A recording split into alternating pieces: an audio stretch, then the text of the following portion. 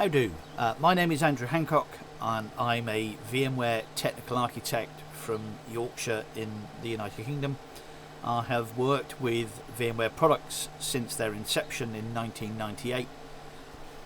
So that's 23 years I've been working man and boy with the VMware product line, and some may say that if you cut Andy in half it would read VMware like a stick of rock from Blackpool. I've also written over 100 articles now for Experts Exchange and won many other awards and accolades from Experts Exchange. I'm also honoured to have been accepted into the VMware vExpert program for the last 11 years, and more recently accepted as a VMware vExpert Pro for the last 2 years. This is my second video for Experts Exchange in a series of Hancock's VMware half hours, which will support the VMware how-to series I've created over the years. And in this video, this is part 2, I'm going to show you in the next 30 minutes, so hopefully it'll be half an hour, how to connect to an ESXi 7.02 server that we created in part 1. I actually basically touched on it briefly in part 1, but we're actually in the next 30 minutes I'm actually basically going to show you how to do it. This is the article that I wrote on Experts Exchange, how to connect to the VMware vSphere Hypervisor 7.0, ESXi 7.0, using the vSphere HTML5, what is technically called the host client. So I'm going to go back to our iDRAC where we left off yesterday. So here's the server as it was left yesterday.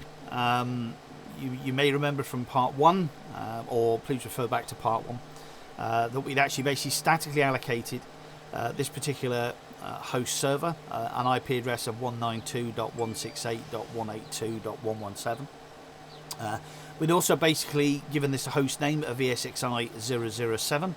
And remember, of course, that I preached on a bit and went on a bit about DNS and the importance of registering an A record with your DNS servers. I'm just going to log in here, and I'm just actually going to show you that we did actually basically turn on that DNS server that we were missing in part 1, which actually failed. So I'm just actually going to show you that today that's our gateway 192.168.182.1. We'll touch on that in a later video, but it's very important that you actually basically have a default gateway or the gateway of a router that is present and reachable by the ESX host servers for use with functions called VMware vSphere HA or high availability. But we will touch on that in an article in the future. So the actual DNS server that wasn't available yesterday was 182.181, and you can see today that we're actually basically getting a response rate. It was just turned off in the lab yesterday, so just to prove that DNS server is actually basically now working. And we can, again, a record has been defined in DNS, so basically the host name can be resolved successfully. I shall keep touching and mentioning DNS until hopefully you get the message that DNS is very important, something not to be forgotten about. So that's all really that I'm going to deal with today with iDRAC and the virtual console. I'm not going to use it again because access to the host for management purposes from our administrator workstation, not some special device, basically any computer that has a browser, Windows, Mac or Linux or a Unix workstation. So I'm just basically going to use, and I'm just actually going to click a link which actually basically Again, I'm using fully qualified domain name here, ESXi007.cyrus-consultants.co.uk. I'm actually using a product called Bitdefender for our antivirus and our malware, a highly recommended product. And because it doesn't like the VMware self-signed certificate, it's actually basically thinks it's a phishing site, so it's basically giving me a warning. This is something that you can actually basically expect. Normally, if you didn't have any web protection, you would basically see a very similar message to this in the article, which basically warning me that your connection is not private. This is just a very similar thing that Bitdefender's doing. Basically, it's got a plug-in somewhere into the browser, and it's actually basically connecting that potential phishing attempt. Again, later on, we'll basically show you how we can actually basically put a certificate on our ESXi 007 servers, so that basically it's not one of the VMware self-signed certificates, and you don't get that warning anymore. So yes, I understand the risks. Take me there, and basically it wants me basically to add that so it doesn't appear again. Okay, so any browser, I use Chrome. I use Chrome predominantly, but Firefox, Internet Explorer, Chromium, Edge, they all work. That error message there basically was because I use a password manager called LastPass, and it was basically trying to put in a password for administrator at vSphere.local, which some of you may know, of course, is the single sign-on account for vCenter server. This isn't a vCenter server. This is a direct connection to an ESXi host.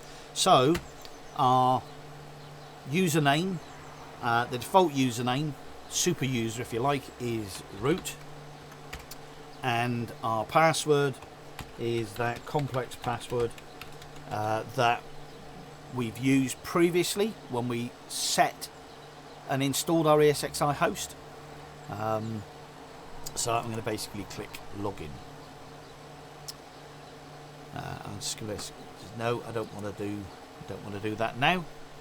Okay, so this is the dashboard, and if we go back to our Experts Exchange article, you may or may not receive the message about joining VMware's customer experience program. It's recommended really that you actually join the program, because this is also sort of kind of now bolted into the Skyline app, basically, which can advise you of configuration issues, but I'll basically leave that up to your decision. So we're sort of kind of basically here in the article. So I'm just going to take you roughly round what this looks like.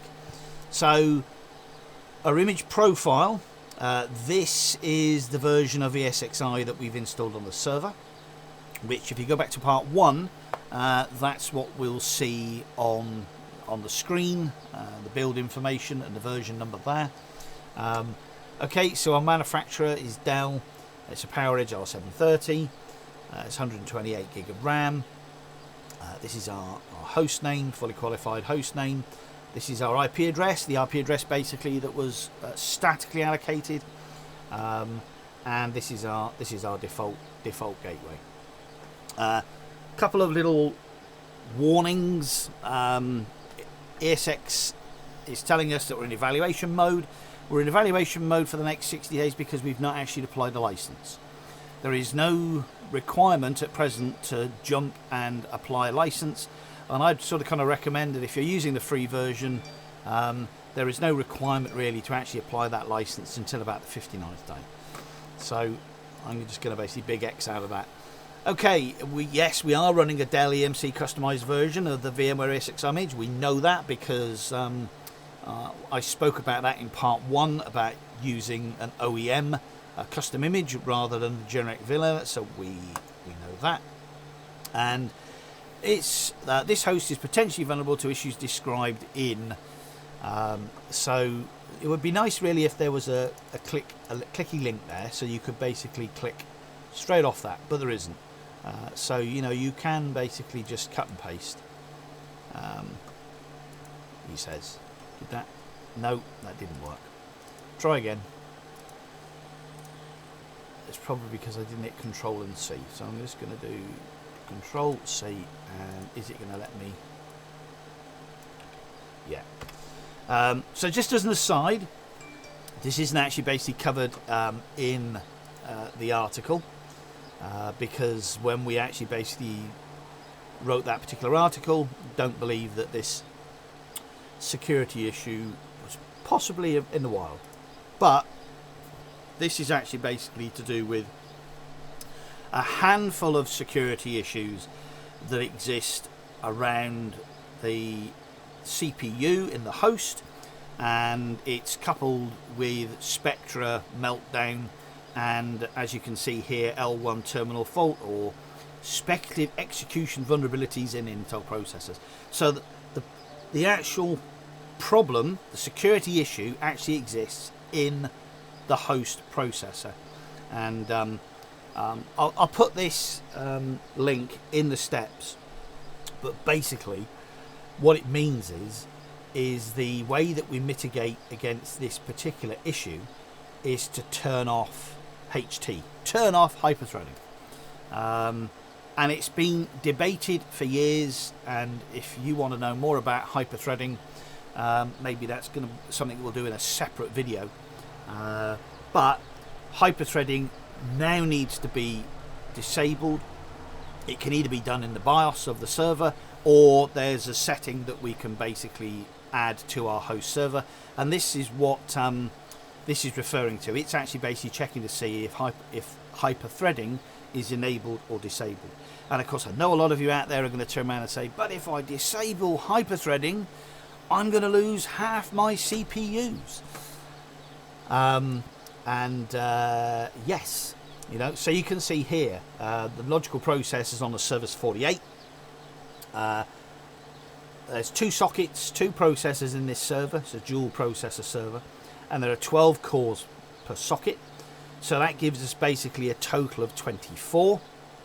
And then if we turn the magical hyperthreading on, then basically we get double. So we get 48 logical processors.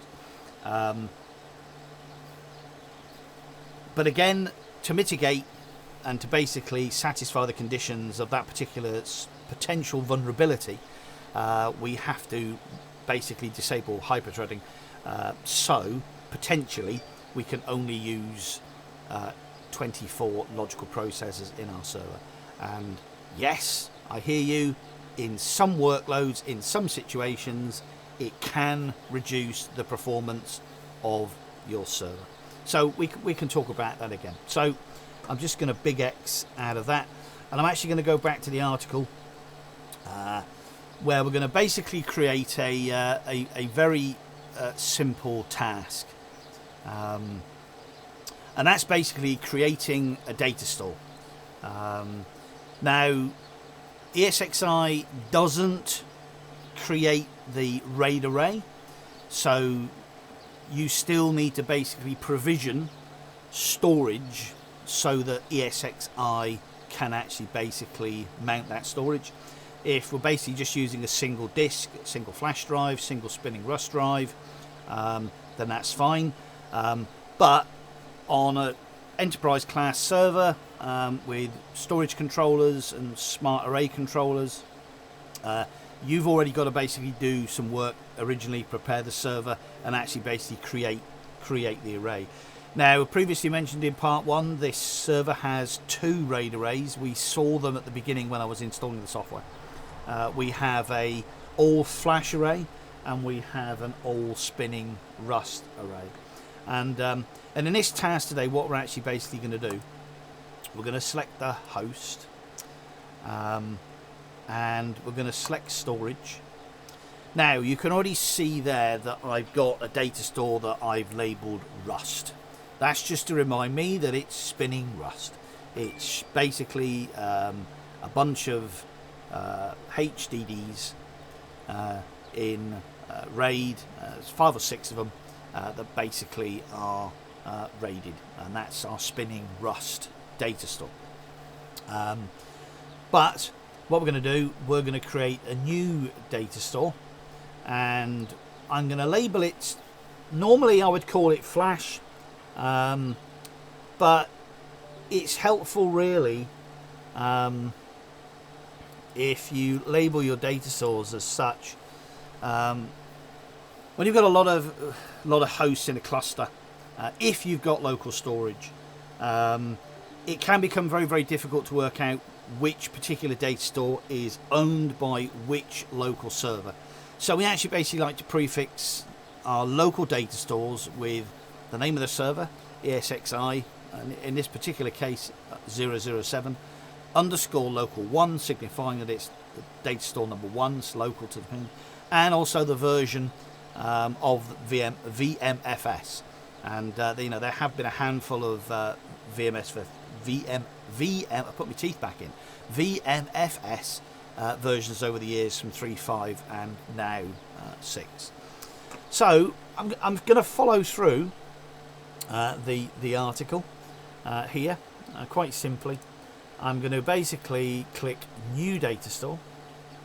I'm going to select Create New VMFS Data Store, followed by Next. And it's going to scan the server quickly, and it's actually basically going to find that Flash data store. Now, ESXi does not know how many disks are in that data store. It doesn't actually even know that that's a Flash data store because it's actually being presented to the ESXi operating system by the RAID controller.